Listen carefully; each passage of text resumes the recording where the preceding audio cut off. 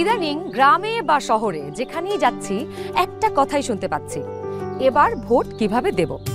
এবার নাকি একদিনে 2 ভোট, তার মানে ভোট সেন্টার 2বার যেতে হবে, 2বার লাইনে দাঁড়াতে হবে। Lot of confusion.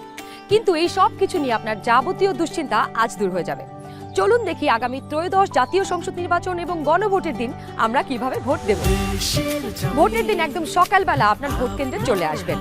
নারী পুরুষ ঠিক এইভাবে আলাদা আলাদা লাইনে দাঁড়াবেন।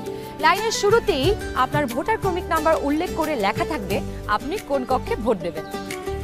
ভোট কেন্দ্রের কোন কক্ষে আপনি ভোট দিবেন সে বিষয়ে আনসাররাও আপনাকে সহায়তা করবেন। এরপর আপনি সোজা চলে যাবেন আপনার ভোট কক্ষে। কিভাবে নারী এবং পুরুষ ভোটারদের আলাদা রুমে ভোট গ্রহণ করা হচ্ছে চলুন দেখে আসি। কক্ষগুলোর বাইরেও ভোটার ক্রমিক নম্বরগুলো লেখা থাকবে। প্রথমেই একজন পোলিং অফিসার আপনার নাম এবং ভোটার নম্বর জিজ্ঞাসা করবেন। তারপর আপনার চেহারার সাথে আপনার ভোটার তালিকায় থাকা ছবি মিলিয়ে দেখবেন। এটা আমি, এখানে একটু খারাপ আসছে ছবি। বাবার নাম আনিসুজ্জামান। ভোটার আয়শা খানম, ভোটার নং 0157। প্রথম পোলিং অফিসার আপনার নাম এবং ভোটারের ক্রমিক নম্বর জোরে উচ্চারণ করবেন, যেন কক্ষে থাকা সহকারী প্রিজাইডিং অফিসার এবং পোলিং এজেন্টরা শুনতে পারেন।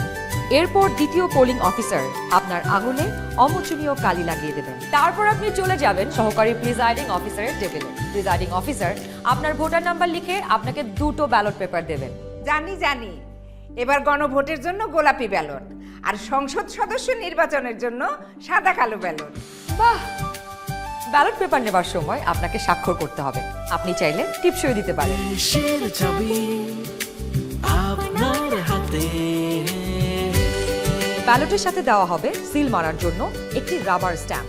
আপনি 2টি ব্যালট এবং রাবার স্ট্যাম্প নিয়ে ভোট দেবার গোপন কক্ষে যাবেন।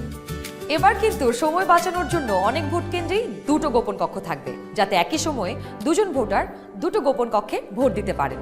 গোপন কক্ষের ভেতরে আপনি কিভাবে ব্যালটে সিল দিবেন চলুন দেখি। গণভোটের গোলাপি ব্যালটে হ্যাঁ এবং না 2টো ঘর থাকবে। সংস্কার বা পরিবর্তন চাইলে হ্যাঁতে সিল মারুন। গণভোটে আপনি হ্যাঁ দিলে সবগুলো সংস্কার পাবেন, আর না দিলে কোনো সংস্কারই পাবেন না। এরপর ব্যালটটি লম্বালম্বি ভাঁজ করুন, যেন সিলের রং অন্য ঘরে না পড়ে। এরপর আড়াআড়ি ভাঁজ করুন। সংসদ সদস্য নির্বাচনের জন্য সাদা কালো ব্যালটটিতে থাকা আপনার পছন্দের ব্যক্তি বা দলের মার্কায় সিল মারুন। সিলটি কিন্তু নির্ধারিত ঘরের বাইরে যাওয়া যাবে না। মার্কার বাইরে সিল পড়লে আপনার মহামূল্যবান ব্যালটটি বাতিল হয়ে যাবে। সিল মারার পর এই ব্যালটটিও প্রথমে লম্বালম্বি ভাঁজ করুন, যেন সিলের কালি অন্য মার্কায় না লাগে। এরপর আড়াআড়ি ভাঁজ করুন। এবার গোপন কক্ষ থেকে বের হয়ে স্ট্যাম্পটি সহকারী প্রিজাইডিং অফিসারকে ফেরত দিন এবং একই ব্যালট বক্সে 2টি ব্যালট পেপার ফেলুন।